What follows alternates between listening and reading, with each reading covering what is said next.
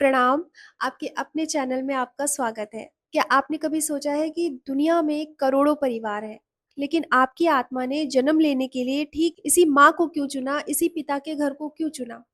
हम अक्सर कह देते हैं ना कि यार ये तो बस चांस की बात है या फिर ये बायोलॉजी है।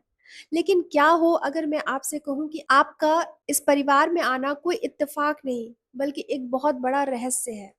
एक ऐसा एग्रीमेंट जो आपकी आत्मा ने जन्म से पहले ही साइन कर दिया था। आज की वीडियो में हम इसी गहरे राज को बहुत आसान शब्दों में डिकोड करेंगे और ये भी जानेंगे कि कैसे आप अपने जीवन के सबसे कड़वे रिश्तों को हमेशा के लिए ठीक कर सकते हैं। हमारे शास्त्रों में एक शब्द है ऋण। इसका मतलब सिर्फ पैसे का कर्ज नहीं होता, इसे ऐसे समझिए कि हमारी आत्मा का एक बैंक अकाउंट है। पिछले कई जन्मों में हमने किसी को बहुत प्यार दिया है, किसी का बहुत दिल दुखाया है। हमने कोई 2-4 जन्म नहीं लिए, हमने करोड़ों-करोड़ों जन्म लिए हुए हैं। उन करोड़ों जन्मों में हम बहुत कुछ अच्छा-बुरा करके आए हैं। ज़रूरी नहीं है कि हम इस जन्म में बहुत अच्छे हैं, तो हम पिछले जन्म में भी बहुत अच्छे रहे होंगे। पता नहीं हम किसका दिल दुखा के आए होंगे, किसका क्या नुकसान करके आए हैं। किसी ने हमको धोखा दिया होगा, किसी को हम धोखा दे कर के आए होंगे। ये सब उस अकाउंट में प्लस माइनस होता रहता है। इसी से बनते हैं 3 प्रकार के कर्मा, एक संचित कर्मा, एक प्रारब्ध कर्मा और एक क्रियमाण कर्मा। संचित कर्मा जो हम पिछले जन्मों में कर्म करके आए हैं, अच्छा या बुरा, और प्रारब्ध कर्मा उन कर्मों में से हमें छोटा-सा पार्ट मिला है इस जन्म में फल भोगने के लिए, और क्रियमाण कर्मा जो हम अभी कर रहे हैं। जब हमारा पिछला जन्म खत्म होता है तो वो हिसाब बंद नहीं होता, सिर्फ पॉज हो जाता है और अगले जन्म में हमारी आत्मा उन्हीं लोगों को दोबारा ढूंढती है जिनके साथ हिसाब बराबर करना बाकी है। इसलिए कहते हैं बिना वजह कोई भी इंसान हमारी लाइफ में नहीं आता। बिना वजह कोई भी इंसान हमें ना तो प्रेम देता है और ना ही दुख देता है। अब अपने ही घर में देख लीजिए, किसी एक भाई या बहन के साथ हमारी ट्यूनिंग बहुत कमाल की होती है और दूसरे के साथ बिना बात के बहस हो जाती है। वैदिक ज्योतिष में भी हमारी कुंडली का जो छठा भाव है, वो इसी ऋण और शत्रु को दिखाता है। शनि और राहु जैसे ग्रह हमें बताते हैं कि किस हिस्से में हमारा पुराना हिसाब बाकी है।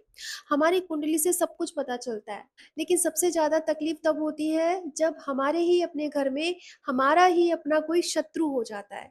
कोई ऐसा इंसान, चाहे वो कोई रिश्तेदार हो या घर का कोई भी सदस्य हो, जिसकी जिसकी शक्ल देखना भी आपको फूटी आँख नहीं सुहाता। आपको लगता है कि ये इंसान बिना बात के मुझे इतनी तकलीफ क्यों दे रहा है? अब यहाँ पर एक बहुत बड़ा सच डिकोड करते हैं।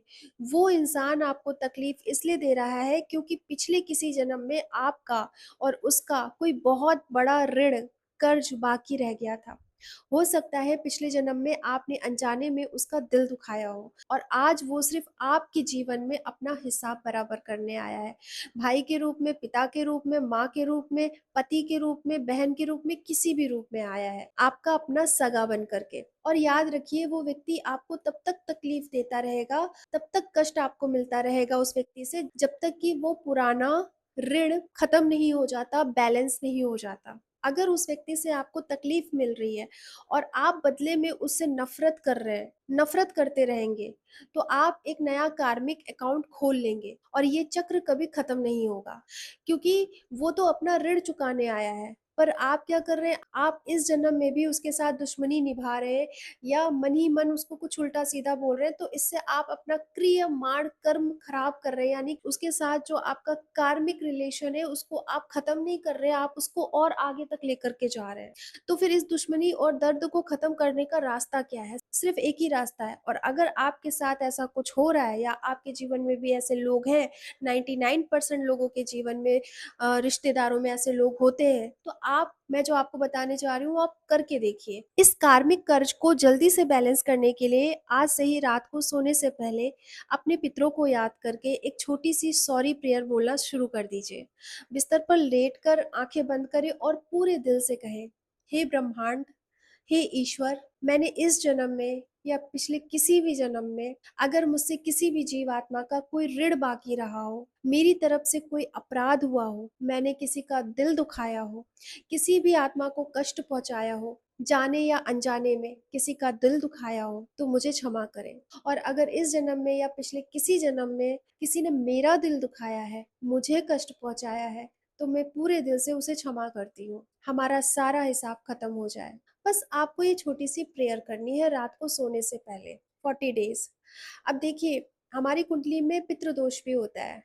अब इस प्रेयर में आप अपने पिछले सारे जन्मों के रिश्तों से, उन सारी आत्माओं से माफ़ी माँग रहे हैं जिनका आपके पिछले किसी भी जन्म में कोई संबंध रहा है। हम ना पितृपक्ष आएँगे अभी, और हम पितृपक्ष में बहुत श्राद्ध करेंगे, दान करेंगे, पुण्य करेंगे। पर रियली बताऊँ, बहुत कम लोग होंगे जो अपने पितरों से माफ़ी माँगते होंगे, क्षमा माँगते होंगे। हम श्राद्ध करते हैं, हम भोज कराते हैं, पर दिल से जो माफ़ी होती है ना, हम वो कभी माँगते नहीं उनसे, क्योंकि हमें लगता है हमने कुछ गलत किया ही नहीं है कभी। पर ऐसा नहीं होता है। जैसे हमारा दिल कोई भी दुखा के चला जाता है, कोई हम भी जाने-अनजाने में अपने पितरों का, अपनी वाणी से, अपने कर्मा से, अपने मन से बहुत बार दिल दुखाया होता है, लेकिन हमें उसका एहसास नहीं होता। आप सिर्फ रात को सोने से पहले रोज़ अगर ये माफ़ी माँगेंगे ना, आपके पितरों से जो भी आपको कष्ट आ रहा होगा, और पितरों से कष्ट आ रहा है, ये कैसे पता चलता है कि आपके सारे कामों में विघ्न आता है, आपके सारे कामों में डिलेज़ होते हैं, कोई भी काम टाइम से होता नहीं है, बनते-बनते काम बिगड़ जाते हैं, तो इसका मतलब आप पितृ खुश नहीं हैं। आप पिछले जन्म में बहुत सारे लोगों का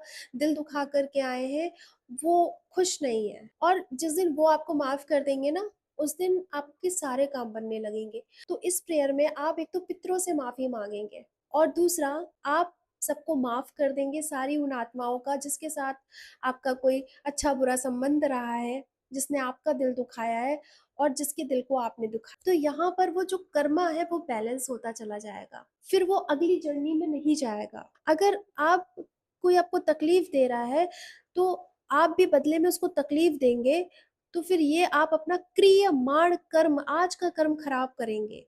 और फिर अगर आपने आज का कर्मा, क्रियमाण कर्मा को भी खराब कर लिया, तो वो आपके अगले जन्म तक साथ जाएगा। फिर वो व्यक्ति जो इस जन्म में भी आपको कष्ट दे रहा है, अगले जन्म में भी आपका पीछा नहीं छोड़ेगा। किसी न किसी रूप में वो आपके सामने आ जाएगा। तो इतना बोझ सर पे लेकर के क्यों चलना है? इस जन्म का सारा ऋण, सारा भार उतारते चले ना। इस ब्रह्मांड के जो 3 शब्द हैं वो सबसे ज़्यादा पावरफुल हैं, बहुत हाई फ्रीक्वेंसी के हैं। सबसे पहला प्रेम, उससे ज़्यादा हाई फ्रीक्वेंसी का वर्ड कुछ नहीं है। नंबर 2 धन्यवाद। धन्यवाद बहुत पावरफुल शब्द है। अगर आप रोज़ भगवान की पूजा ना भी करें ना, और सिर्फ़ उनको धन्यवाद देते रहें, आपका काम हो जाएगा। और तीसरा सॉरी, क्षमा।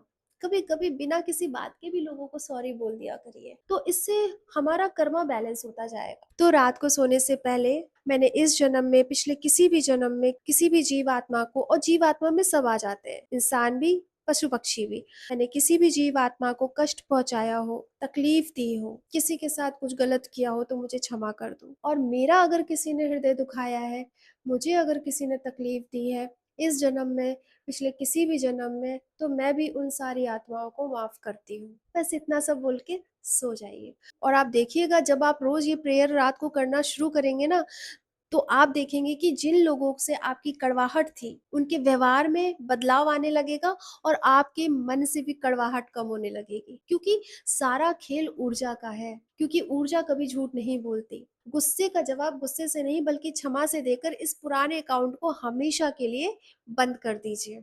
आप ये प्रेयर करेंगे ना, तो आपका हृदय खुद ही बदल जाएगा। मतलब आपको उस व्यक्ति को देख जिस व्यक्ति को देखकर आज आपको बहुत चिढ़न मच रही है, गुस्सा आ रहा है, आप देखना भी पसंद नहीं करते ना, आप ये प्रेयर करेंगे ना, तो कुछ दिनों में आपकी ऊर्जा उस व्यक्ति के लिए भी चेंज हो जाएगी, और उस व्यक्ति की ऊर्जा भी आपके लिए चेंज हो जाएगी। आपको फ़र्क नहीं पड़ेगा, आपको वो सामने आ जाएगा। तो अगर आपके जीवन में भी ऐसा कोई रिश्ता है, जो आपको बहुत तकलीफ़ दे रहा है, जिससे आपको बहुत दर्द होता है, वो कोई भी हो सकता है, पिता, पति, भाई, बहन, बेटा, बेटी, माँ, तो आज से ये प्रेयर करना शुरू कीजिए। उस व्यक्ति के साथ आपका संबंध सही होने लगेगा, क्योंकि आपका पिछला ऋण खत्म होने लगे। जैसे-जैसे आप सॉरी बोलेंगे, आपका जो पिछला ऋण है वो खत्म होता जाएगा। तो इस वीडियो को अपने परिवार और अपने दोस्तों के साथ शेयर करिए, ताकि वो भी इस भारी भरकम कार्मिक कर्ज से मुक्त हो सके। मिलते हैं अगले वीडियो में, तब तक के लिए श्री मात्रे नमः।